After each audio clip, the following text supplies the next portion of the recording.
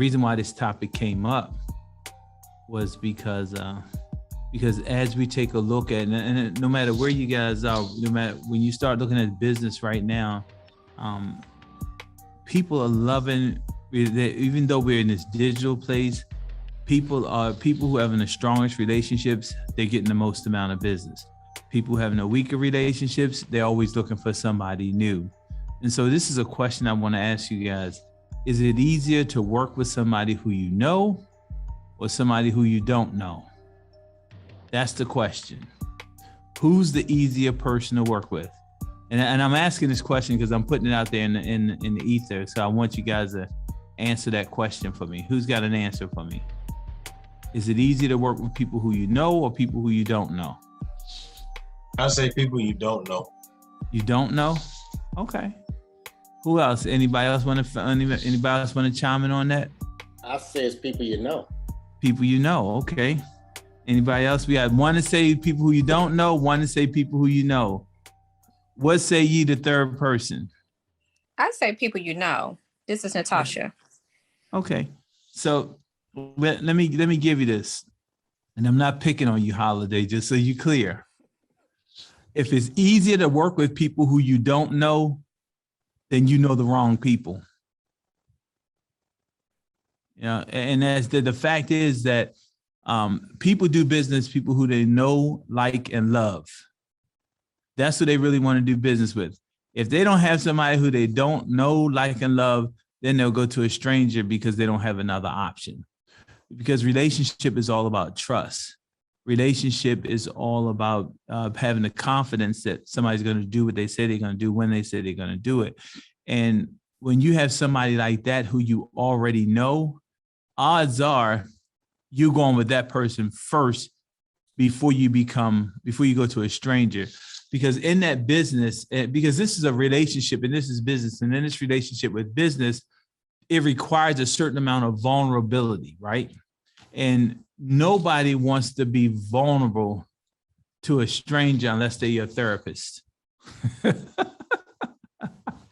The only place that works where people want to do business with people who they don't know is if it's a therapist. And the reason why they don't want to work with a therapist is because they want that anonymity. They don't want to unload their closet and their baggage to somebody who they know, because again, it changes the perception of them. And so in sales, people really want to deal with people who they know, because again, it's about like, know, love, and trust. And so with that being in mind, business is really about relationships. And the stronger your relationships and the stronger your relationship ties are, the greater probability you have of growing your business. And not enough of us in the sales industry, particularly, we really understand that, because we spend so much time talking to new people, right, that we don't respect the old people we already know enough to really say, that's where my bread and butter is going to come from. We believe it's going to come from new people. So what do? We spend a whole bunch of time, energy, and money marketing to people who we don't know, when the fact is, you have to call that person. You have to introduce yourself to that person. Then you have to make yourself appealing enough to that person would want to talk to first. Then you have to talk to that person long enough to gain that person's confidence that you're the person to do business with. Then once you're doing business with you still have to figure out who they are and what's your relationship going to be like and working with them. And so when you when you running your business and you starting up with new people on a consistent basis, that gets exhausting, right? Hank, you ready to say something? I saw your box light up. No, but I definitely understand. I was just sitting here thinking to myself, oh my God, I'm exhausted. Making cold calls. Yes. Yes. And it is. And so if you've ever had a customer client that you know, right, you don't have to deal with having an icebreaker. You don't have to deal with small talk. You don't have to deal with figuring out how you're going to talk to them. You don't have to deal with getting them to like you. So in dealing with relationship, when you have relationship-based business, you cut out half of the exhaustion and you can get really straight to the heart and the heart of the matter, which is the business that's at hand. And so that's why it's so important to have those relationships and to do business with people who you have great relationships. And so many of us, you know, we don't even use our database. For sometimes I hear people say, well, I really don't have a database. I don't have a database. You ever heard somebody say that they don't have a database and then they pull out their iPhone and make a phone call? Your iPhone, your Android, that is your database. That's your first database. When you exhaust that database, then you should be exploring a new database, because the people who are locked into your phone are people who know, like, and love you, or it could be somebody that's locked into your phone that you just don't want to call them and you want to make sure you know, see their number when it comes up because you really don't want to talk to them. Either way, you know, those people are locked into your phone. So that should be your first resource, because those are the people who you have relationships with. And so in this business and in any sales business, you know, your longevity is predicated on the relationships that you build along the way. And so I'm going to use myself, for example. I'm just telling you guys, if I don't do anything, if I don't lead generate now one day, I'm guaranteed at least 20 transactions a year. Guaranteed. Why am I guaranteed 20 transactions a year? Referrals. Referrals? Why else? Where do referrals come from? Relationships. Past relationships and business. People who know, like, and love me. Some of them, I don't even think they really like me. They just know I'm good at what I do, and they say, he's going to take care of your people. They know I'm going to take care. And sometimes it's like that. People say, well, and I'm not saying me per se. It could be me too. Somebody might say, well, I really don't like them, but they do one hell of a job. Go over them. You ever had somebody like that? You just really just didn't care much for them. However, they did such a great job. You almost got to use them because you know you're not going to get a better job someplace else. Yeah, and sometimes like that. Sometimes we go places and we say, you know, the food is horrible, but however, the service is great. Or the food is great and the service is horrible. Either way, we go because we like it. And it's just delivering something to us. And so with that being in mind, you know, what's your business platform like? And that's, I want to open this up for a second and just be honest. How many of you can say, without fail, I'm going to get 5 to 10 referrals a year from my friends or my client base, even if I don't pick up the phone? Can you say that? I believe I can. I can say it because I just started lead generating. Okay. Why you just start lead generating, Kay? Because I don't really like to talk to people. And I didn't like to pick up the phone. Okay. And so I knew that if I'm going to be really successful, I had to follow up. And I don't like being on the phone, but I do it now because I'm trying to do the right things. Wait a minute, you trying or you're doing the right thing? I'm doing the right things because okay. I get up here at 7:30 and I leave at 7:30. All right, Kay, can you be transparent with me? I'm going to always be transparent with you. Has your business slowed up a little bit this year? Well, you know, I got sick. So I didn't ask you that. Sick people sell houses too? Now I got like 5 getting ready to go under contract. I'm waiting for an acceptance now. Okay, you didn't answer my question. I said, did your business slow up this year? It doesn't matter if you were sick or not. Sort of. So, okay. So when your business slowed up, you understood that you had to get your behind on the phone and make some phone calls because it just wasn't raining like it was before, huh? Right, I learned that. I mean, that's just real. Most of us won't lead generate until our mortgage is due. And sometimes some of us won't lead generate until 2 mortgages are due. And then when we start lead generating, what people did you call first, Kay? People I knew, but you know, I work in a beauty salon too, so my customers send me customers. It doesn't matter. The key point is those are your relationships. Yes. So when you were in trouble, you said, look, I got to make some more money. This money that I'm making right now, I've been sick. This money that I'm making in that right now, it ain't cutting it. The first thing you did was you went to your relationships and you said, I'm back here. I'm back in business. Send me your friends, your family, and everybody you know. Is that not what you said? Yes, I did. Yes, I And did. that's the beauty of having relationships. Because if you didn't have those relationships, you would be calling people who you did not know, right? You would be having a 50 to 1, a 50 to 2 conversion rate. What would you rather? Would you rather have a 12 to 1 or 50 to 2? 50 to 2. You rather have 50 to 2? No, 12 to 1. Oh, I was about to say, you're kind of sadistic. I was like, you kind of sadistic over there, Kay. I was like, come on.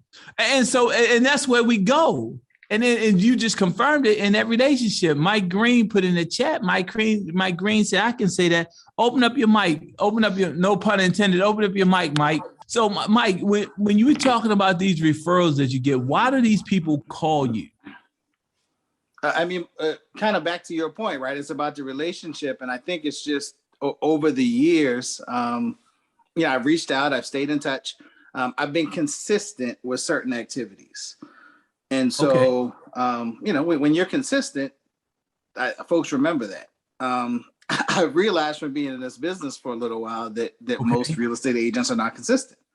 And so just that one difference is what sets you apart and helps you stand out. When I first started trying this whole relationship building thing, I wasn't sure what to say, what to do, when to say it, when to do it. And then I just realized that as long as you show an interest in people and their lives, when you are reaching out and having this communication, the rest of it all falls in place, right? Like it just kind of takes care of itself. Okay. And that's real. So when you said something though, Mike, what's been the one thing, what's your go-to staple over the years that you believe that have allowed you to build the best relationships? My go-to staple, reaching out with phone calls, man. Reaching out with phone calls, okay. Reaching out with phone calls. Now, over the years, that's evolved into a few more text messages, right? But, I've got about 150 people that will get at least 4 or 5 calls a year from me, and those calls will only be to check in and see how they're doing. Say that again, Mike. Those calls are only to check in and see how they're doing. Yeah, so you're not asking them for anything? I'm not asking them for anything. Okay. What ends up happening on a lot of those calls is something is given to me, right? But the purpose of the call was not to ask for anything. So what you're telling me is that you're calling people coming from contribution. Correct. And you're genuinely checking on them, which leads to a conversation, and then it morphs into them giving you something or assisting you with something, which is called additional business. Correct. Did y'all hear that? Yes. Did y'all hear that? And and I believe a lot of us don't make those calls because we haven't talked to somebody in 6 months. We haven't talked to somebody in 8 months. Hell, we might not have talked to that person in a year. And we're afraid to call them because we feel embarrassed because we're calling them now that we start lead generating and that we're asking them for business, and we haven't called them in a year, 8 months, 2 years. So is that really important that you haven't called them in that length of time? The fact is, how many of you have a friend that you haven't seen in 5 or 6 years, and every time you see that person, your face lights up and their face lights up, and you can just have a great conversation? Dave, it was like years and years before we saw each other, but the minute we see each other, we've seen each other, the light bulb just come on. Exactly. It's like we never even stopped seeing each other. You know what I mean? It's Right. like we just talked yesterday, but we hadn't seen each other in such a long time, but we hadn't missed anything. We're glad to see each other, happy to see each other, and we just flow from there. Yeah, I know exactly what you're talking about. And with that being said, so we have to take our own personal feelings out of this thing called lead generation and building relationships. And we have to go to the place where we're focusing on just what it says, the relationship, the love, like, trust, and the ability to be vulnerable. And again, we have to take that thing out. We keep judging our insides by other people's outside. We looking around and we see all these other things going on, and we're placing so much judgment on ourselves. It does not allow us to open up and to receive the abundance of respect and the abundance of referrals that our relationships have for us, because we're too caught up in ourselves personally. You got another comment on that one? So what was I have that? something I'd like to share. Okay, If you don't mind. go ahead. Look, I want you guys to share. You're not just talking to me, you're talking to everybody. And contrary to popular belief, you know, if we all knew what we were supposed to know, we wouldn't be sitting on this call right now. None of us, me too. All right, sounds good. So I just want to share this. What you got up on the screen right now is all about relationships. And I just want to give an example. I'm working on a case now, probably the biggest case I've ever worked on in financial services. And the case I'm working on is a gentleman who, well, we and him have done some business together. And I told him I'd like to sit down and talk to him about building generational wealth, because I heard him say that a few times in our conversations. Mm-hmm. So when I sat down with him, I started showing him some options and everything. And then he told me that he had already talked to someone and that he would only buy this particular type of policy. And so I said, well, you know, well, that's great. And he said, well, this is the thing. He said, I want to do business with you. He said, I'd rather give you my money to you than to give it to this other person who he don't know. And so I'm working on that case now, and I should get that taken care of in the next week or so.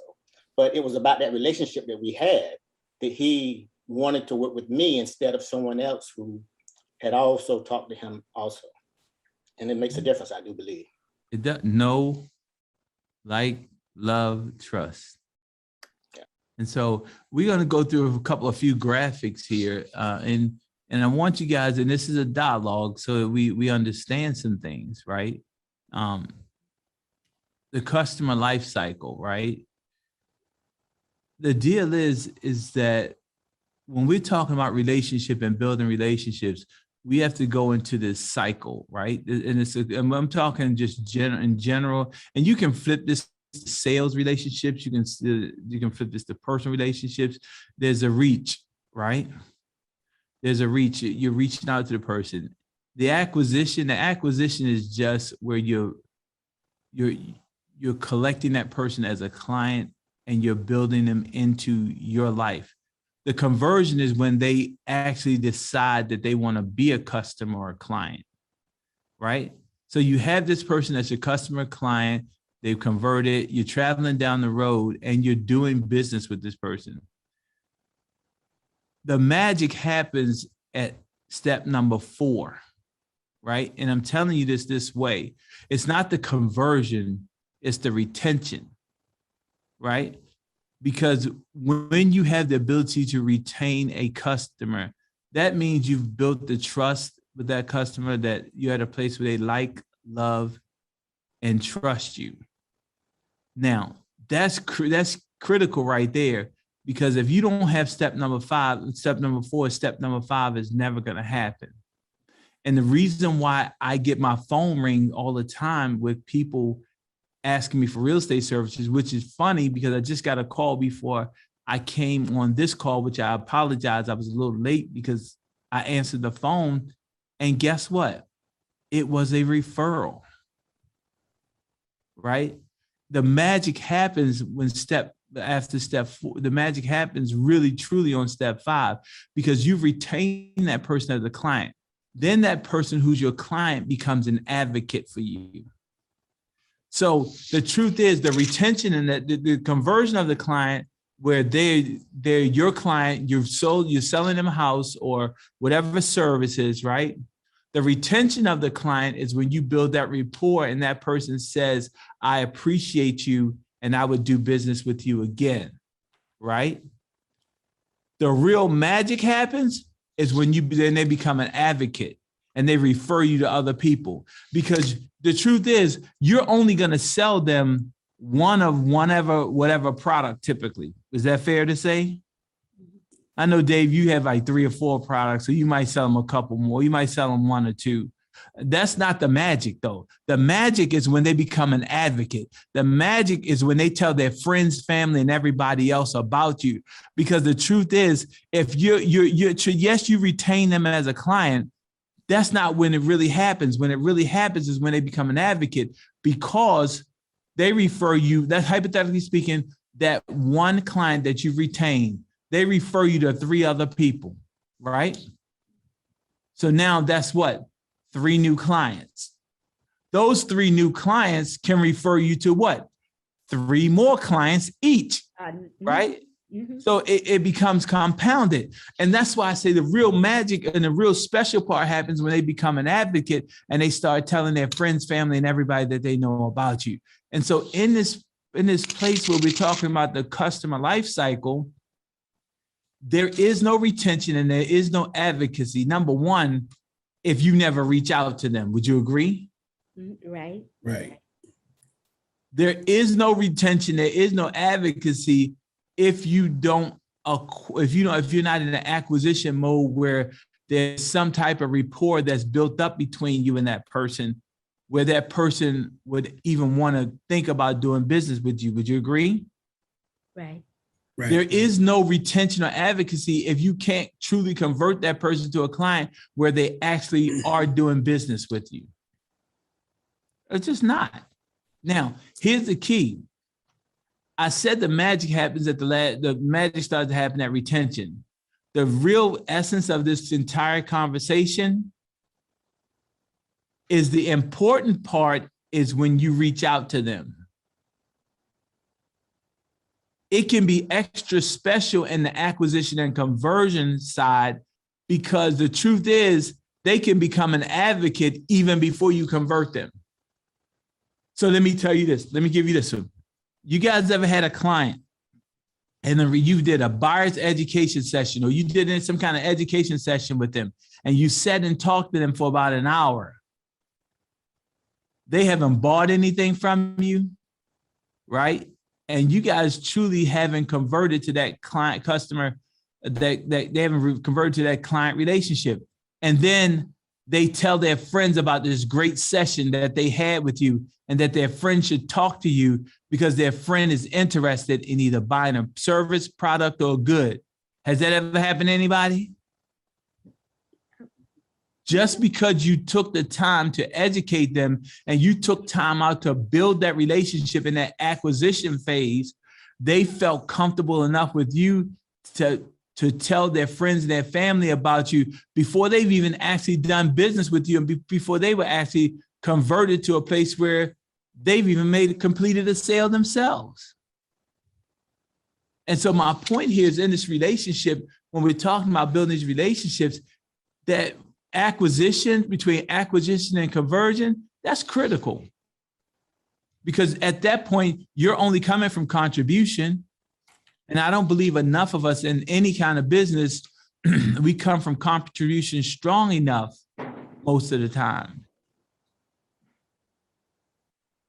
And so many times we're so focused on completing the sale that we don't maximize the opportunity between the acquisition and conversion because we're focused on the commission.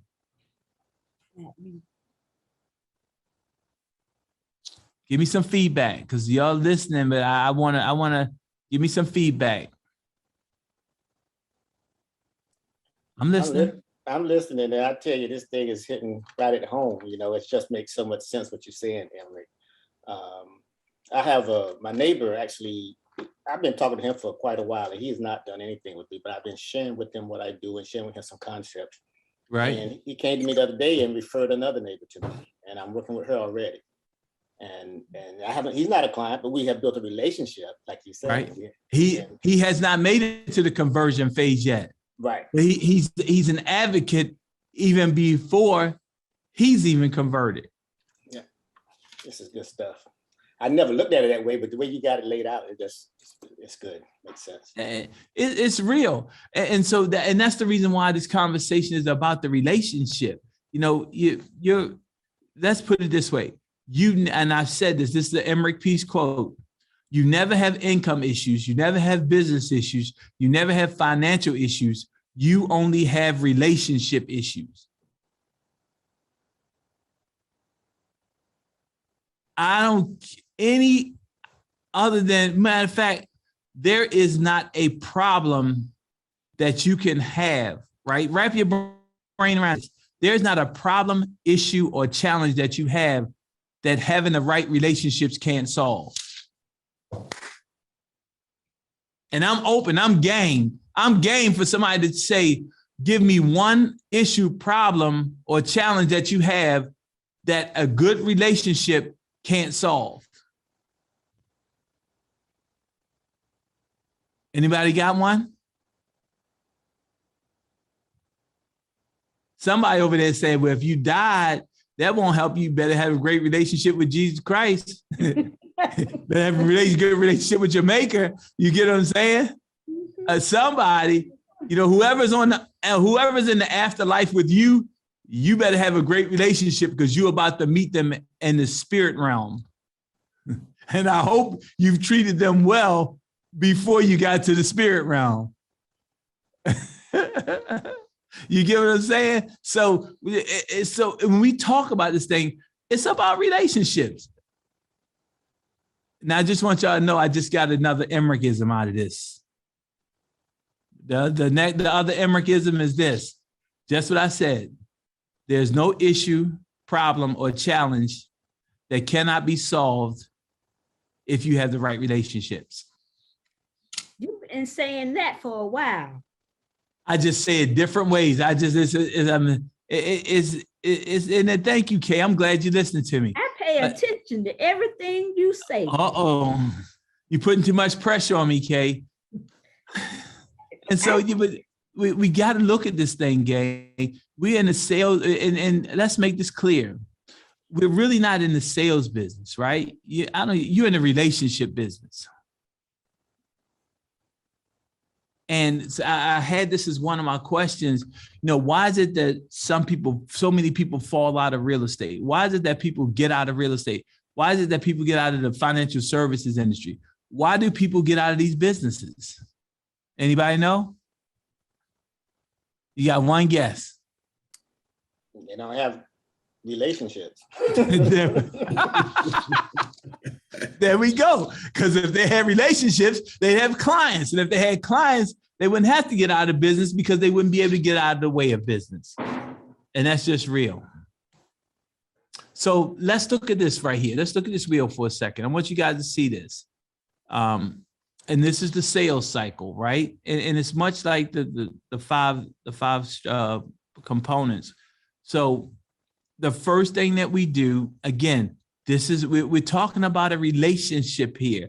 And at some point in time, we miss this in this industry. And I'm only, Dave, as you know, you can practically apply, when I say this industry, real estate, you can practically apply that to financial services and everything else. All the time. Right? We're prospecting. Right? And then there's a contact. And then we qualify. Right? And all of this is just, this is like the fluffery right here. The magic really happens at cycle level number 4. We're nurturing. That nurturing part is so important in our cycle of our business building and our relationship building in our business, because what's that saying?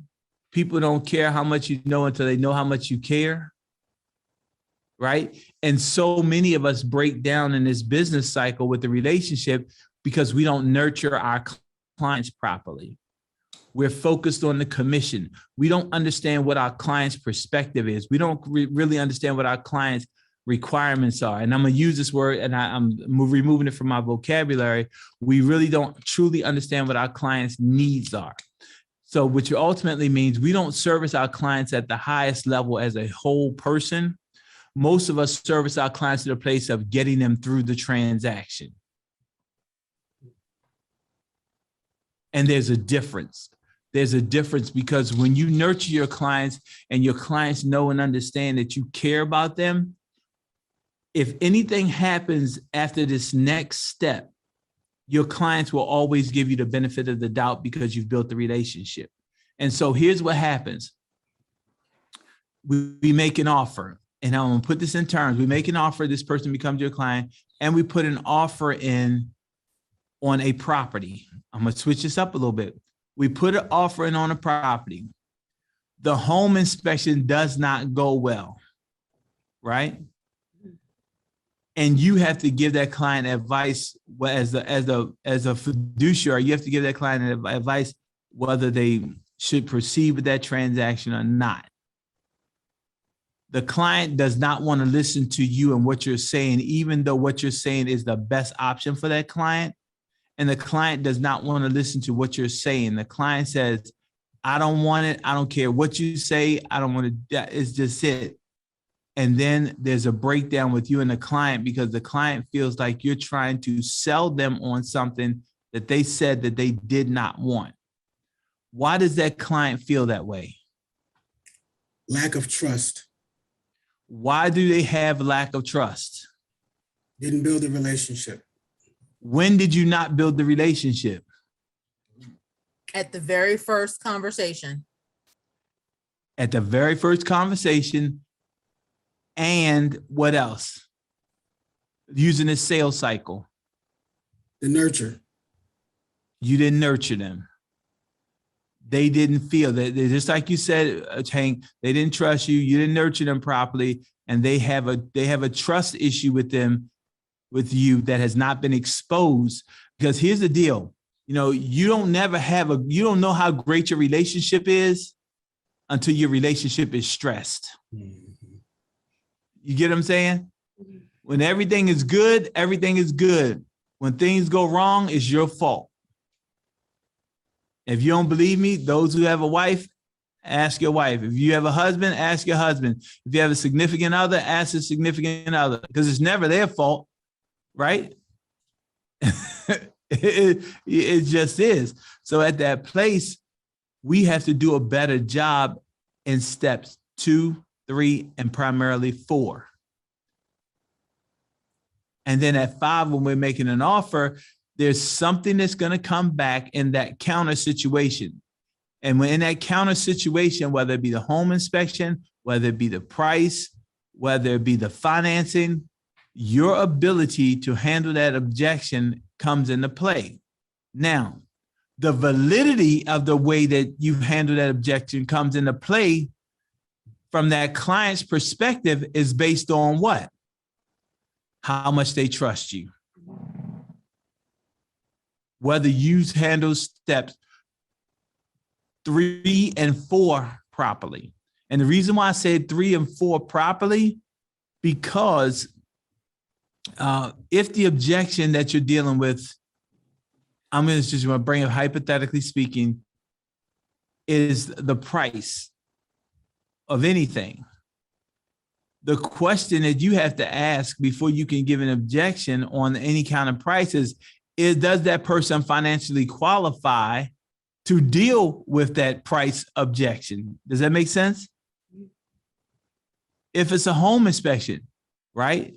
The question becomes, did you qualify and nurture them properly so that they understood that they could have issues on their home inspection and that you have already talked about a contingency plan of how to deal with that? And to be honest with you, step 3 and step 4 in this sales cycle, this is really not a sales cycle, just so we're clear. Do you really understand what the sales cycle, we can exchange sales for relationship building cycle. And so sometimes, so many of us, we, instead of concentrating on steps 3 and 4 properly, we're only concerned about step 7. What's step 7? Close. We don't give a damn how they feel. We don't nurture them. We don't care. All we want to know is that I did step 1. I did step 2. I did half of step 3 because I know that they financially qualify, right? We have to do step 5 because that's writing the offer. That's just a part of the function. Objection handling, we don't even worry about objections because we're anticipating no objections because we only have our objective in mind. Did y'all hear what I said? We don't anticipate objections because we only have our objective in mind. And what I mean when I say that is this: we overlook the things that may not go well in the transaction because we get commission breath. Kay, the bell went off, Kay. What just happened, Kay? No, I saw it. Personality. Huh? When you working with different disc profiles, some things won't matter to some certain people. Okay. And then certain things will matter. And it just depends what type person you're working with. Can I tell you something, Kay? You ready? Yeah. The only person that we can control in this relationship building sales cycle stages, the only thing that we can control is what we do. Right. And we have to run our process to make sure we cement our relationships the best way possible, which means that in sales and in business, we have to maintain a certain consistency about the way that we do things. Even though we're dealing with different people, right? Mm-hmm. We can't make assumptions based on people's behavior style of what we should or should not do in our processes. The challenge with most of us of why we can't have longevity in this business, in our business, is because we treat people different. And I'm not saying we don't treat people different because each circumstances require you to do something different. What I'm saying is that we treat people different. When I say we treat people different, we make an attempt to adjust our behavior style and the way that we do business to cater specifically to each individual client. And that ultimately creates inconsistency in our businesses. Yeah, that's true. That's true. And that's the reason why most of us don't have the sustainability to produce high numbers on a regular basis because we're inconsistent, and we're so inconsistent to the place where we're constantly changing the way that we do things to our customers and clients. And I'm not saying you don't make modifications to maybe the way that you approach things, but there's still a process of what you should and should not do in your business. What say you, Hank? Because Hank, you got all that stuff behind your head, so you putting a mark on yourself for me, because I see leads, contacts. I see the millionaire real estate agent stuff behind your head. So now you got me thinking. So now you got to give me some feedback. Don't tell me you just got it back there for decoration. Well, what you're saying, it makes sense because the process is the process. Don't deviate from your process and what you know works. And again, you're going to tweak the process, not the process, but your approach, how you talk to people, the order in which you may address things, how you communicate with people. That's what you want to change. But right. The process is the process. And so here's the key. Here's the key, right? I want you to think about the process as being a checklist. At the end of every transaction in your business, you should have a checklist. And that checklist should indicate that you have covered all of the bases that you cover with every client. You get it? So sometimes you might do step 2 before step 3 because, like Kay was saying, a behavior style, and they're throwing you off a little bit and you still have to deal with them. However, at the end of the day, it's 10 boxes to be checked. And in your process, all 10 boxes should be checked, which will ensure you that you've done all the things that you should be doing to get yourself to the point of retention of the client and advocacy for the client. We got it? Now, here's the deal, right? In this place of business and relationships, what we have to absolutely be clear of is that we cannot skip steps in this sales cycle and the sales cycle stages, because again, it's relationship building stages. Also, we cannot skip steps. The reason why we can't skip steps is because your end goal after you get to step 7 and you close, is the retention and the advocacy. Because as I said earlier, the magic happens in the exponential growth. When that one client refers you to 3 clients, and those 3 clients refer you to what? 3 more clients. So I know somebody that's sales to the power. Can we say sales to the power? I know some of y'all math majors. Look, Hank started smiling. He a math man. I saw him start smiling. We're going to call that sales. Okay, another Emerickism. Sales to the power, right? And we're going to go sales to the power of 3. Wrap your brain around this, right? The power of 3. You have one client. The one client refers you to 3 clients. So that's the power of 3. The power of 3 on that 3, those 3 clients refer to 3 more clients, which becomes what? 9, right? Now the power of 3 again takes you to what? That 9 become 9 to the 3rd power is what? I don't know. I'm not that great of a math guy, but I know. What is it? 27. Okay, there we go. 27 to the 3rd power is what? 81? Is that right? Is that right? 162. 162. I see. There we go. Y'all get what I'm saying? So we got to really think about sales to the power.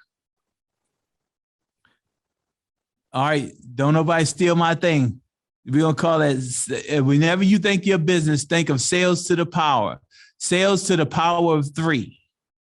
And every client, when you look at it, if you can get 3 referrals from every client, wrap your brain around that. What does your database look like? What does your sales base look like? And so in this relationship, in this place of building relationships, we want to take a look at sales to the power of 3.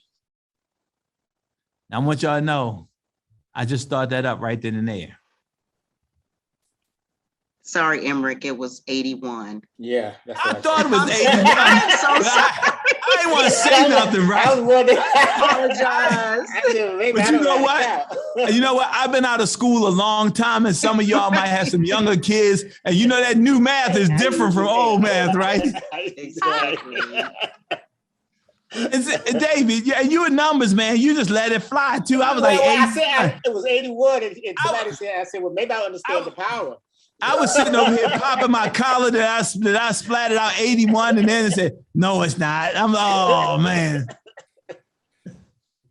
But you know, get it. But you guys get it, right? You understand what I'm saying? Your relationship should be sales to the power of 3. Wrap your brain around that. What kind of business would you have if you did sales to the power of 3? All right. Let's break it down a little bit. What if you did sales to the power of 2? That's What would your business look like? double. We get it? So again, don't skip any steps in this cycle. It's critical because we're talking sales to the power. And so in this place of customer relationship, right? Again, and you see I'm driving this home different way with different graphics. It comes back to the point where we're talking about the first thing is you were talking service, right? Service reliability, right? Improvement in what they do. Marketing around what you do to help them better understand that you're there to support them. Quality. What's the quality of service that you're giving them? Support. Now, let me wrap your brain around the support thing. What are you going to say, Kay? Can I take a picture of this? Kay, you can do whatever you want to do with this. Look, do it look like I created this graphic myself? You could If you have. think I did, I didn't, Kay. Let me help you out. My assistant is the most trustworthy source in the world. You know my assistant is? Google. Oh, well, I need this. And so, support. I believe a lot of us in this process of relationship building, we may be missing that component of support, because support sometimes does not fall into the line of number 7 of the sales cycle, which is close. Wrap your brain around this. After we close, do we support our customers and clients the same way that we did before we closed? No, but I'm working on it. No, we don't. So wrap your brain around this. When we're talking about sales to the power, right? After you close, what if you gave that customer client the same support that you did before you closed?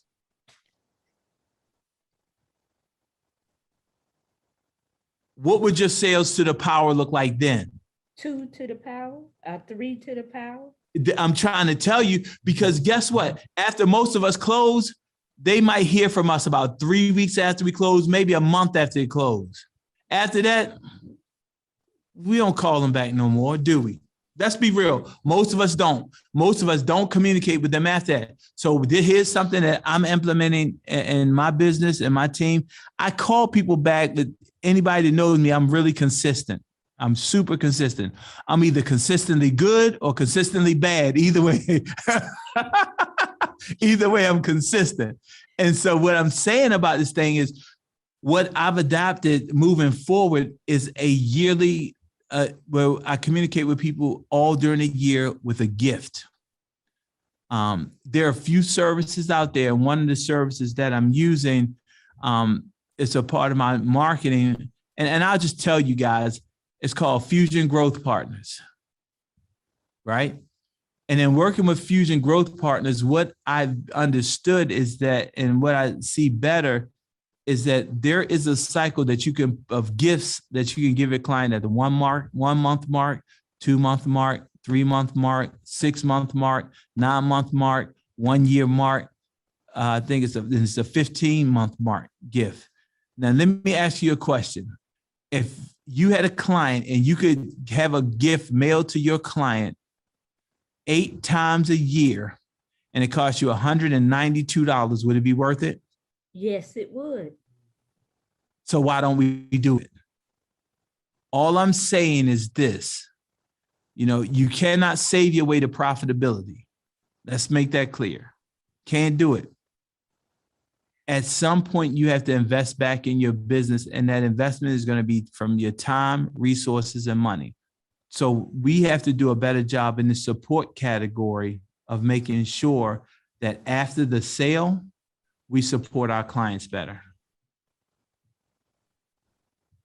Was that helpful? And so in this customer relationship, satisfaction. Do we send out, do we, even after the sale, these are after the sale conversations. After the sales, do we send out a client satisfaction survey?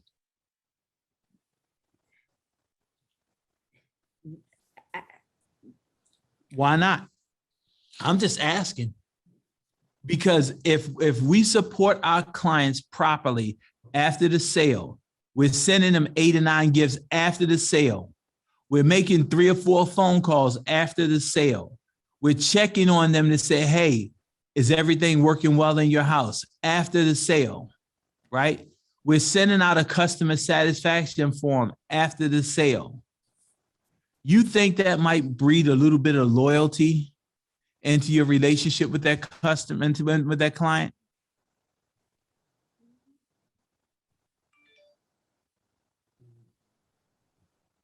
When are they going to forget about you? Never. So again, customer relationship. Then customer relationship is all of these different components. However, what I want us to really, really focus on, and because we do a great job until we get to closing. And most of us fumble after closing.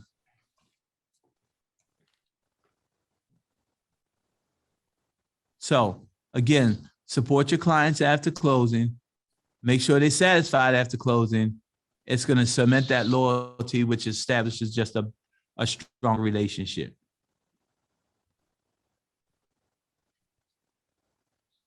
I stretched this slide too much. I want y'all to see this, but you can read it. I apologize. Here's the deal.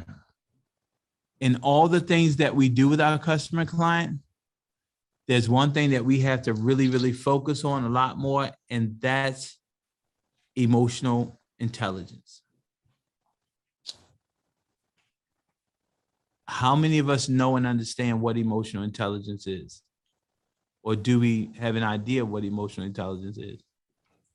I didn't score too good on the test that y'all had. Now you got to share about that. No, we had a website and they asked you the questions, and I felt like I failed it, and I just felt like I'm a cold-blooded or something. I don't know what happened to me. you might be a little cold, but you're supposed to have that Southern charm, Kay. But I'm a Capricorn and I'm a realist. Okay. And I'm not good at not telling truth. It's not about not telling the truth. It's about stepping outside of yourself and seeing the other person's perspective. Okay, well, I think I'm a little selfish. I might just be. Kay, look, at least you admit it, Kay. Yeah, and the beautiful part about that is that helps you better understand where your opportunities are.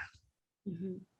You know, and it's nothing wrong with that. It's nothing wrong with better understanding where your opportunities are, because again, not enough of us are willing to stand up and talk about our weaknesses or where our challenges are and where our opportunities lie.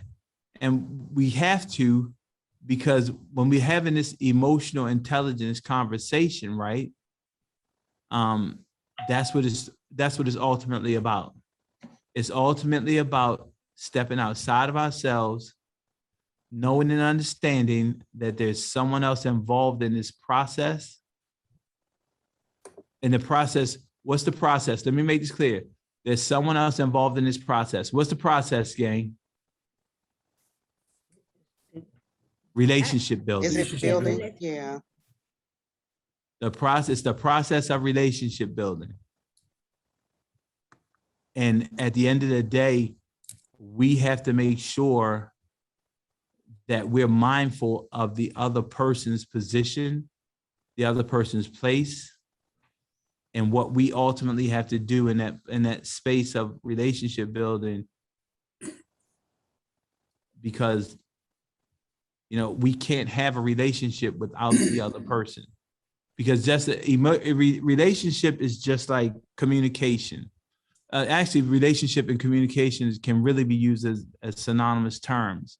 And the reason why I'm saying that is because communication means that someone is saying or sending a signal, and the other person is receiving the signal and has the ability to acknowledge that the other person is sending that signal to them. You got your hand up, Hank?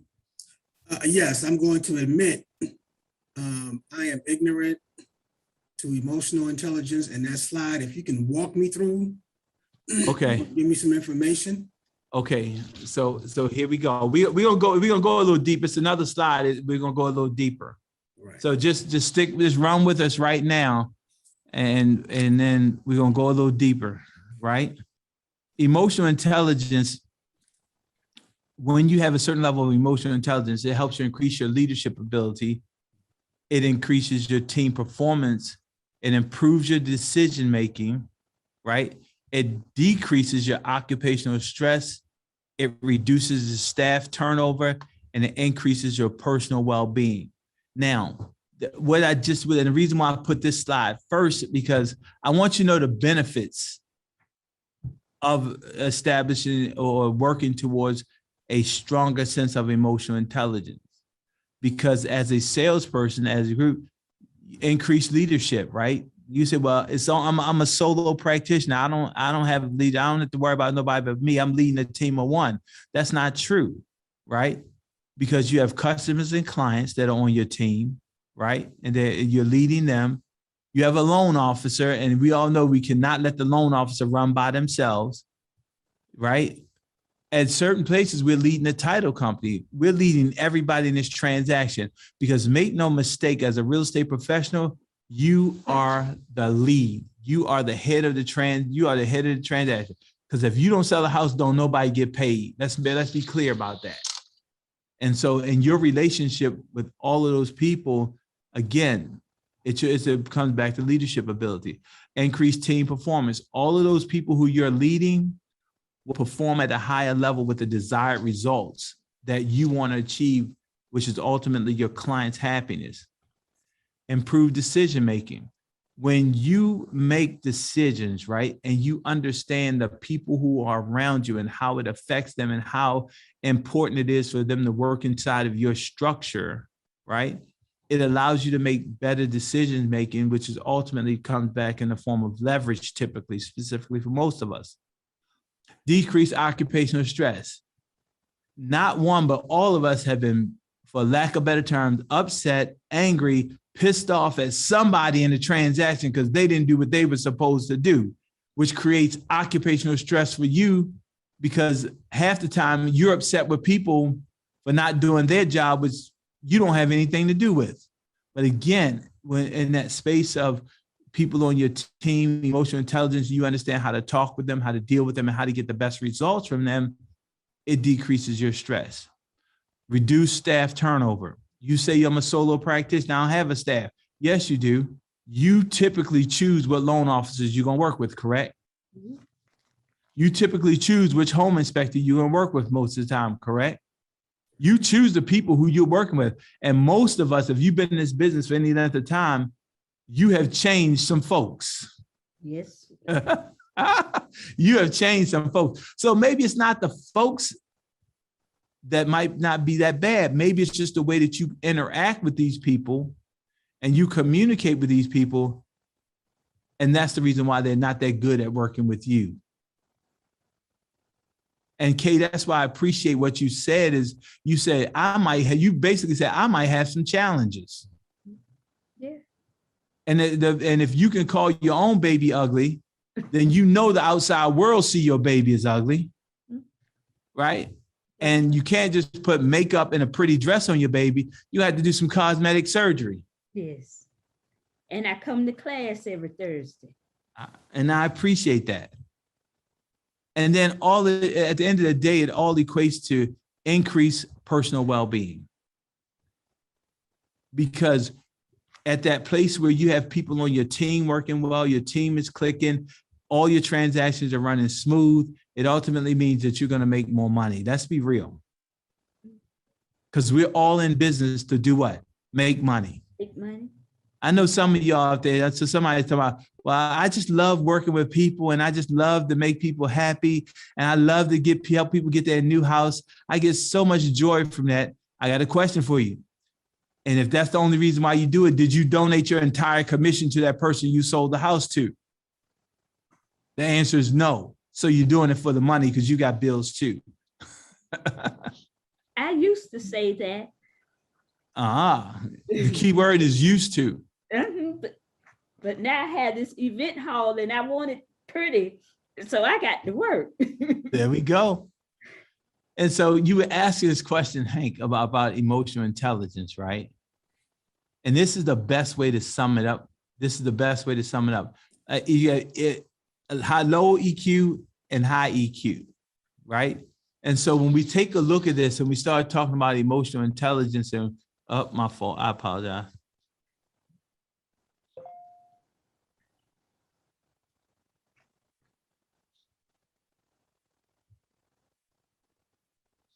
When we talk about low EQ and high EQ, what we're talking about, Hank, we're talking about your ability to engage with other people with empathy.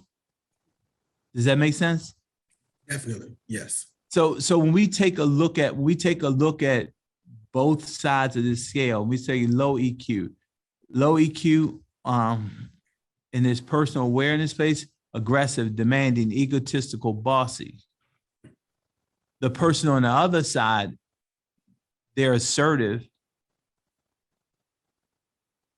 ambitious, driven, strong-willed, and decisive. You see the difference? You see the difference in those two categories? They're both accomplishing the same thing. They're just doing it a different way. Right. And so in the low EQ, where we talk about a person that's easily distracted, glib, selfish, poor listener, impulsive, on the other end, a person with high emotional intelligence, warm, enthusiastic, sociable, charming, persuasive. They're both moving, they're just moving in different directions. And so when you can go down this list, I want everybody to take a screenshot of this. When everybody take a screenshot of this, you gotta be, and you have to be honest with yourself, right? You have to be honest with yourself and say, and put a circle around which items on which side really apply to you, and be transparent. Don't do it now. Do it while you're sitting, you're quiet and you're reflective, and just think about which person are you. And here's the deal. If you have more circles on the low side than the high side, then that explains why your business does not run properly or doesn't run as well as it runs. That explains why you may have ceilings of achievement where you can't get past that $2-3 million, maybe $4 million mark. And so what that means is that you're probably, write this book down, Emotional Intelligence 2.0.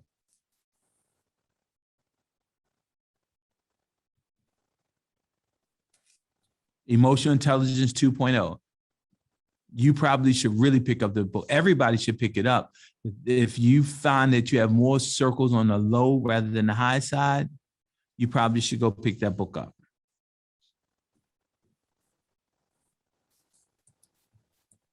Let's drop down to the blue. You ready for this one? Critical, picky, fussy, hard to please, perfectionist. A person with a high EQ, detailed, careful, meticulous, systematic, neat. What's the difference between those two? It's a matter of semantics, isn't it?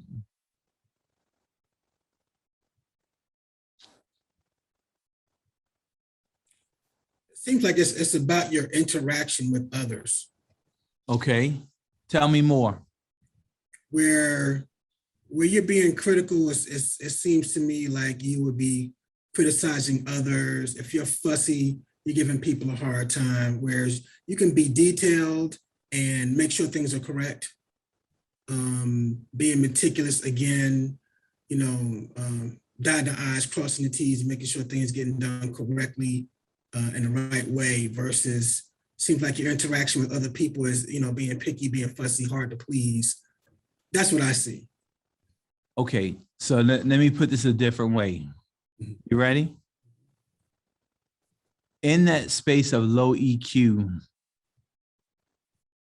you're operating from a perspective of transference. You're transferring what you believe should be onto what you want somebody else to do. And the fact is, most of the time, the things that we want other people to do, we don't do it at the right level either.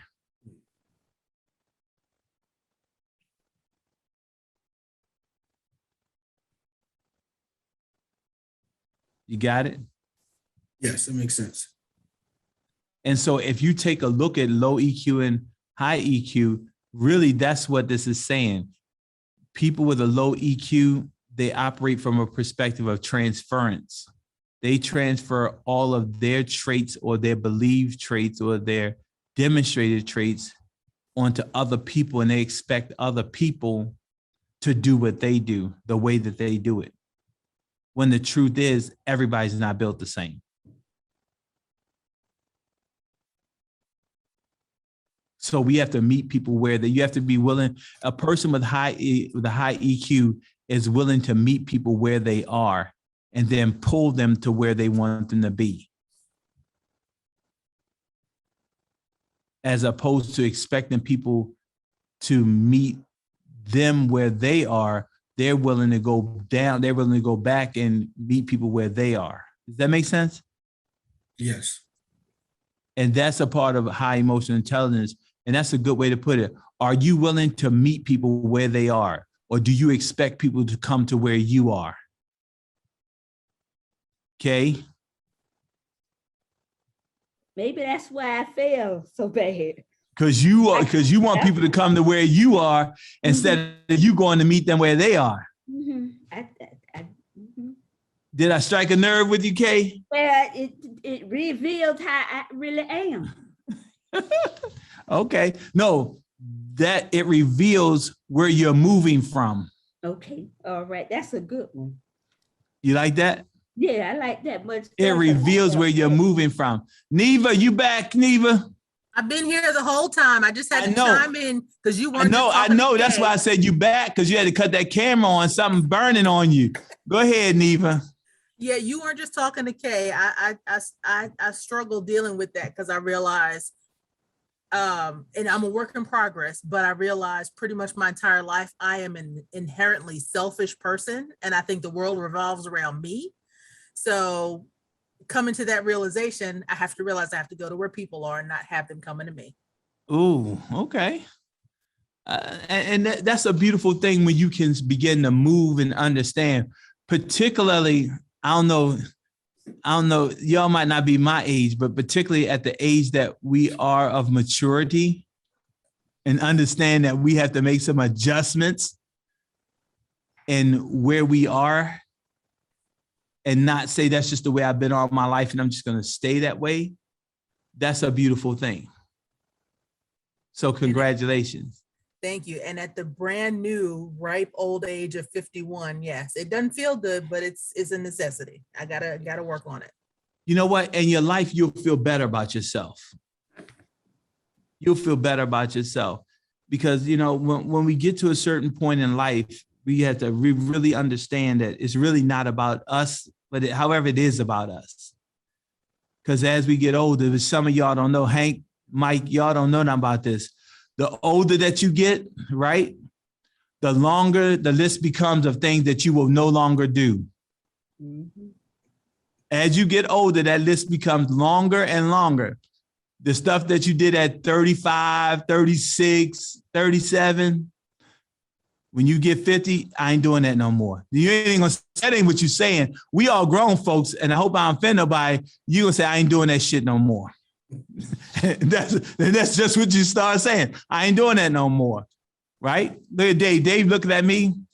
I go to the gym. I would run up and down the basketball court for 5 hours. At 56 and 9 months, I ain't doing that no more. You get, and so, and in that place of emotional intelligence, it's easier, I believe for a lot of folks, it's easier to come, once you become aware, it's easier for you to make that adaptation to the way, of changing the way that you think about things, because you understand how much stress is creating in your life, and you understand you can't make people do nothing they don't want to do. So you may as well just help them as much as you can, because the resistance means that the juice is not worth the squeeze. And it's just too hard because you don't want to fight no more. You don't want to argue no more. You don't want to try to convince people.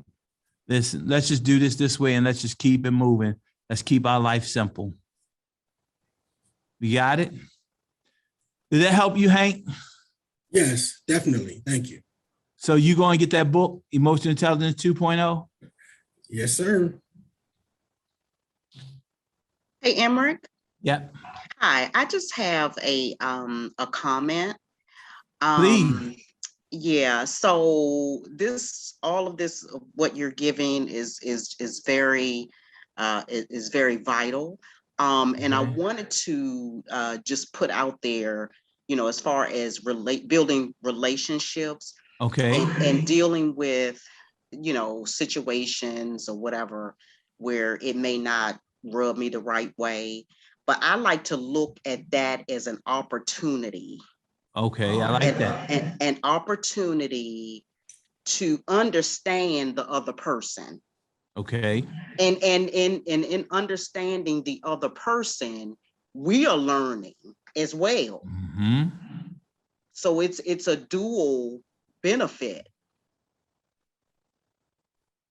And So I just wanted to throw that out there. and go ahead. Yeah, because I mean I've been I went to counseling and I've read some books and I've done some self awareness Right. of why I do this or why I do that or why did I do that or how can I do this better. Well, So go ahead. No, and so no, I'm done. Go ahead.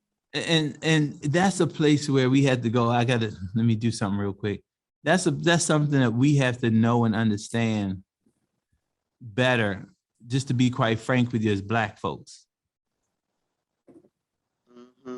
Because most of us, particularly at the age where some of us are, we do what we've been trained to do what we were told to do.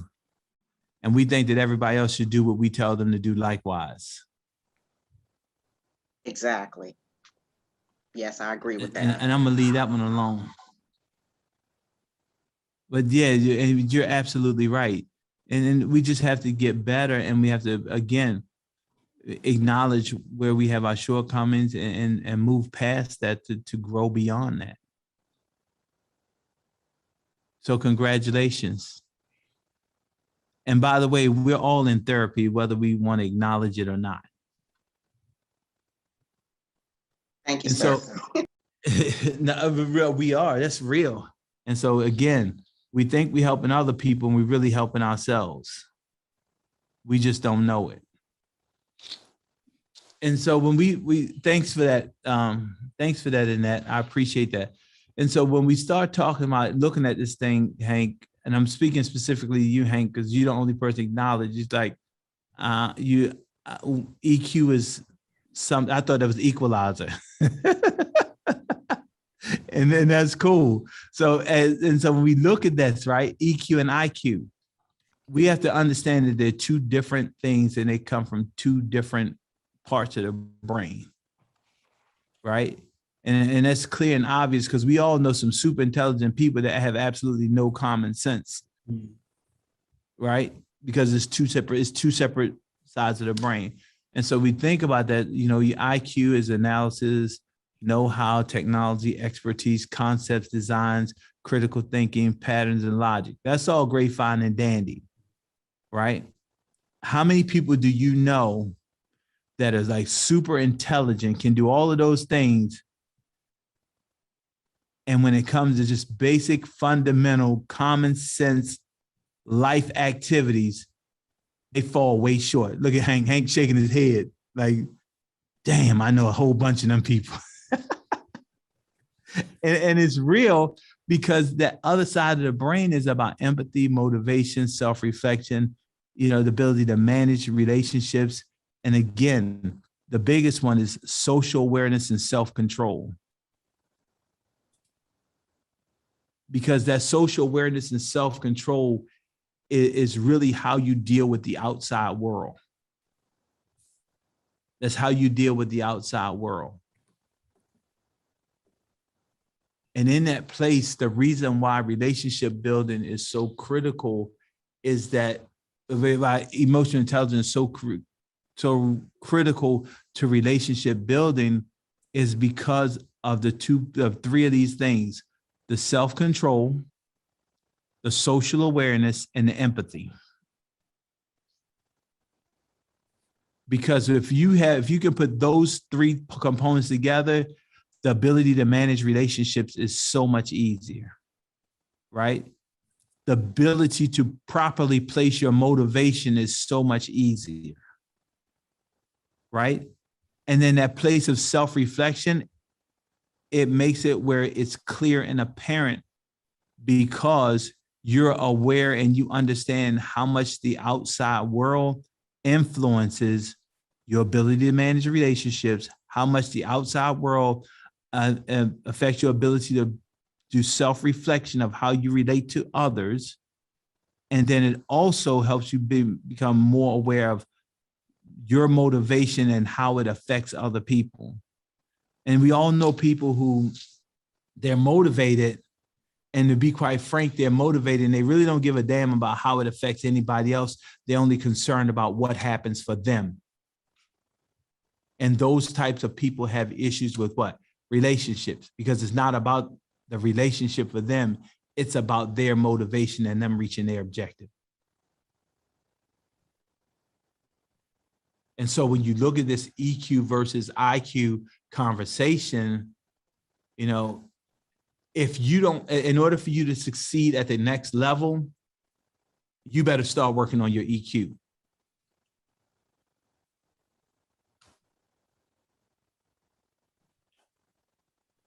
Because the world is a more social world. Intelligence is not going to get you there. Can I say that again? Intelligence alone is not going to get you there. Your ability to is to display self-control, to have social awareness, and to have empathy is the game changer. Because it allows the middle three to fall into place. It allows you to properly place your motivation. It allows you to be self-reflective to the place where you understand how other people interact with your world, and it enhances your ability to manage your relationships. EQ versus IQ. We got it? Got it. Ron said, ouch. Ron, what say ye, Ron? Because you said ouch. But tell me about that ouch. Just so everybody knows. You're stepping on my toes, Doc. Stepping on your toes. Just so everybody knows. Ron, what are you, 83? Yes, sir. Ron Evans is 83. And he's still on these sessions. What does that tell you? We ain't even scratched the surface yet. However, Ron, you said ouch. And so I'm stepping on your toes at 83. Why are we stepping on your toes, Ron? I've heard it before, and I've done it before, and I still haven't gotten it right. And that goes back to what I said. We're all in therapy, and therapy is continuous. Ron is 83 and he's still in therapy. So what does that tell you? My Lord. We just have to know and understand that we are evolving. We are evolving creatures. Absolutely. And you know what? Some of us get it sooner than others. That's okay. And again, that's opportunity. Opportunity to build on a relationship. Mm-hmm. And I want us to be real clear, right? Like most people say, I got this. And the fact is, when you start saying I got this, that means you don't got it. Because the reason why I say you don't got it is because, you know, the world is evolving. People are evolving. If you think about the way that millennials and Gen Xers do things, according to the way we were raised to do things, anybody fall into millennial? Yeah, we got a couple millennials, but then we got a couple of older millennials. I mean, I should say more mature millennials. Let me put it that way. And then the Gen Xers, the way that some of them think and the way that some of them act. And then we have to engage with them. It requires us to evolve to a different place in our thinking to be able to welcome that thought process, to be able to embrace that thought process. More importantly, many times with these new groups, we find ourselves, in order to deal with them, particularly in a business environment, we do have to meet them where they are and help educate them to bring them to where we want them to be. That's a classic example. And so if you tell me you're in business and you say, well, I can't deal with these millennials, I can't deal with these Gen Xs, you're probably going to be out of business real soon.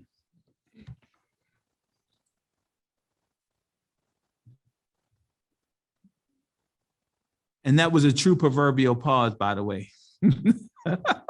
and again, we've got to get this thing together. I can't say enough about EQ. We've got to get this thing together. We got to think differently. We have to be differently, and we have to be ready to move into the next generation. Uh-oh, my screen. And so this whole conversation that we've been having today was really about, business and relationships. We talked about this. We talked about sales cycle. We talked about the stages of sale. We talked about how we move into that place of business and emotional intelligence. We talked about EQ versus IQ. We covered a few different topics, and I'm trusting that somewhere in here, the bell went off for us, and I know it did for me. Even though, and I've taught this like different ways. I've been through this different ways. The bell went off for me, and let me tell you where the bell went off for me, and I said it. Where we talk about business squared, right? I never thought about business squared the way I said business squared today. And we talk whether it's to the third power, to the second power. It's a different way for us to look at doing things. And I'm hoping and trusting that you guys got something different out of it also. And so for the next couple of minutes, let's give some ahas where the light bulb went off for you. And just so you clear, some of you on here have not participated very much. We all have to give an aha, and we all have to be a little bit open. So when your name pops up on my screen, I'm telling you, I'm gonna ask you a question. Is that fair? Hank, you're the first one on the screen, Hank, for me. What's your aha? Well, the concept of sales to the power of threes, it seemed extremely powerful as far as training and a way to build your business as far as a concept grows. Right. Database, following up, and also going through the process of relationship building instead of just sales. Okay, cool. Neva, what do you have, Neva? And don't do like Hank and rattle off 5 things, because Hank took somebody else's thought. I want you to know that, Hank. But since you're the new guy, I let you go ahead. I can't beat you up too bad today. Next time, the glove's coming off. Sounds good. What you got, Neva? So for me, relationships, because it's just kind of harping on where I've been building and creating relationships. I don't know if I told you, I'm going through old databases of people I've met at open houses and different events that maybe I didn't follow up on, and recreating those relationships. Mm-hmm. So that coupled with not just calling saying, hey, I'm calling about real estate, but making having a conversation, catching up. Wellness check. Yeah. Yeah. Okay. Okay, cool. Annette. Yes. What'd you get out of it? What's your aha? All of this was delicious. I'm telling you. I think when you showed the cycle, the circle. Hold on, I took a picture of it. Hold on one second. The sales cycle, or yes, the sales cycle. Okay. The sales cycle stages. Okay. Which I thought was that was my aha moment. And just to see how, to follow these steps, and not just think of, number 7 to close it. Right. But to get more, more involved. Okay. With each one, and just build upon that. So that was my aha. Okay, cool. Dr. Ron Evans.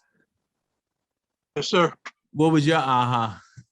Well, like I said before, I've seen it, done it, and still trying to do it right. But it's been very important for me to continue to listen to you, because I learn from my youngsters, as I call them. And I'm not too old to learn. So it's a question of continue to try to beat the bush at the same time as well. But this is very enlightening and informative for me, because these are things that I used to teach when I was back doing what you're doing. Okay. Now I'm starting all over again. It's the cycle. It's a cycle. The cycle is a circle and it keeps going around and round and round. And I recognize also the only limitations we have are those between our 2 ears. There we go. The critical 6 inches. Dave, what's your aha? My aha was the process that you talked about. Here we call it a system. And like you said, it's a checklist. If you follow that checklist, I mean, it's just like a person flies a plane. They have a checklist because if they don't follow that checklist, things could happen and people, lives could be lost. But it's critical here with what we do as well. If we need to make sure we do each one of those steps and make sure that we do those things. And then we also got to, outside of that, like you said, we got to nurture and do those things to make sure that we got that empathy, which is what it talks about in the emotional intelligence. And so I think it's a combination of the system, the process, but also your personal input into that system to make sure it works and that you take care of the people on top of the process. Okay, that makes sense. Holiday. Don't read me the whole list because I saw smoke coming from your ears a couple of times. Well, I mean, for those that don't know, I'm a new agent. So today was just I just took a step back and just listened. I always say you got 2 ears and 1 mouth for a reason. You listen twice as much as you talk. So today was just a learning experience for me to listen to people that have done the business, to hear you guys. I was just sitting here smiling, just like, I can't wait to get to that day. I got 5 closings. I got this, I got that. I haven't had a closing yet. I just got my first client and I'm excited. So, this was just very informative. And then the second thing was, in college, I took a course on nonverbal communication. So it was like, who would have thought 20 years ago that class would come to play, because that's interpersonal communication. And I actually list that as one of my strengths. Okay, cool. Natasha Jones. Yes. So everything was a highlight for me. It was an aha for me. Definitely spending time with the database. And I can say that relationships for me works. I still am in touch with a young lady that I sold a house to 5 years ago. I mean, she calls me almost every day. And she just refers someone to me. So I do agree with relationship building and nurturing and keeping that communication going. It does work. And then just focusing on the interpersonal skills and just keeping myself, I have to deal with the work-life balance because I'm dual, working for the government and trying to do real estate at the same time. It's kind of hard at times. Right. So this was very good for me and I really appreciate it. I'll be joining more. Oh, thank you. I'm glad you joined. My aha is when you started out talking about the database and just that understanding that your database is your most valuable business asset, and how you were talking about often if you ask the question, do you have a database, the health of your database? There are some of us that will say, I don't really have a database. And then, you brought up the whole thing about your phone.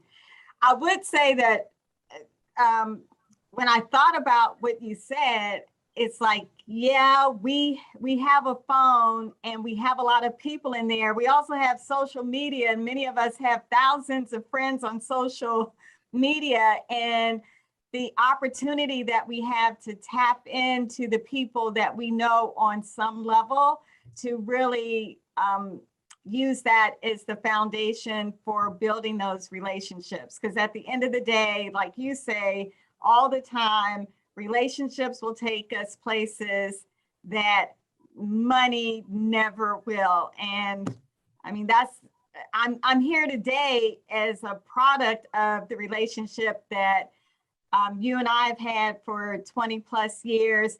And also I want to give a shout out to Ron. Ron was my first real office boss 40 years ago. And now we circle back to today, and we're still on this journey together, still learning, still growing. I would literally go to his office, and that's when you had the manual typewriters. I would mess up so much I would put the messed up paper in my briefcase because I didn't want him to know how much I was messing up. And one day he was like, why are we having to order so much more Stop telling paper? on yourself. Stop telling on yourself. I never told that story before.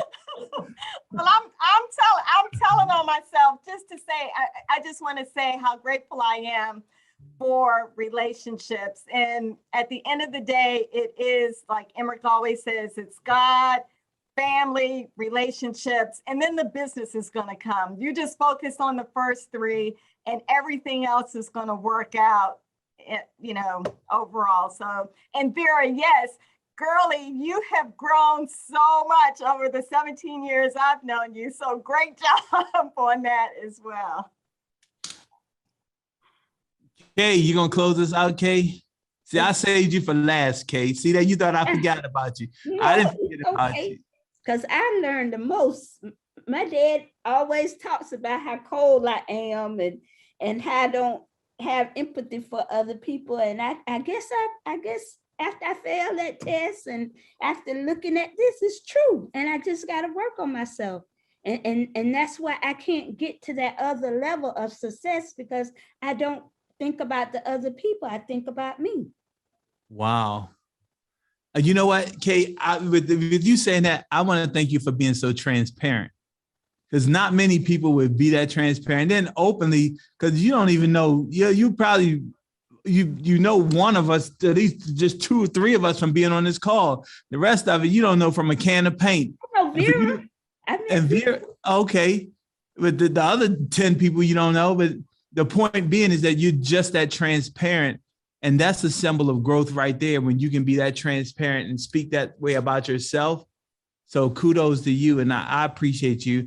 Actually, and that's not to say I don't appreciate anybody less. I appreciate everybody here, because, you know, this is what happens. This is, for me, it doesn't matter if we got 100 people here, we got 12 people here, we got 50 people here. You know, the objective here is to make sure we pour into everybody when they show up. And the people that show up, they're going to be here. The people that don't show up, they're not going to show up.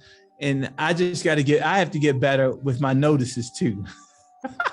Those of you who know, y'all know I'm going to be here on Thursday. But I probably should put my notices out sooner so more people can be here and share.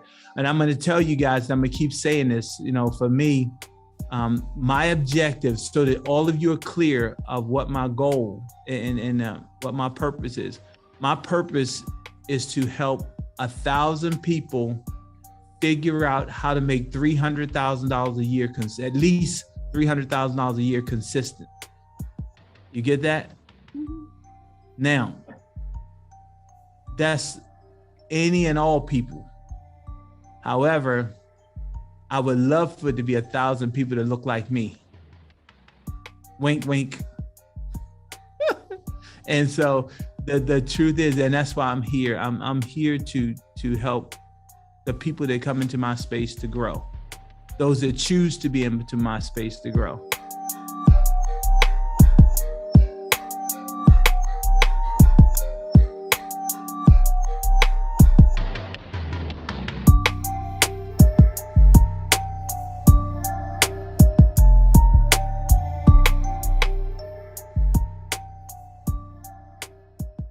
The Power is Now Media is worldwide with growing audience of future homebuyers, investors, builders, developers, real estate agents, and brokers.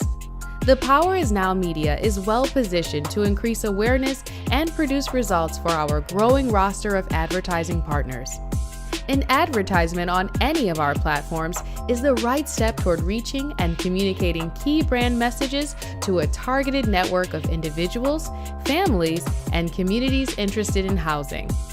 Our content areas include feature stories and profiles on successful real estate agents, business owners, government, and community leaders.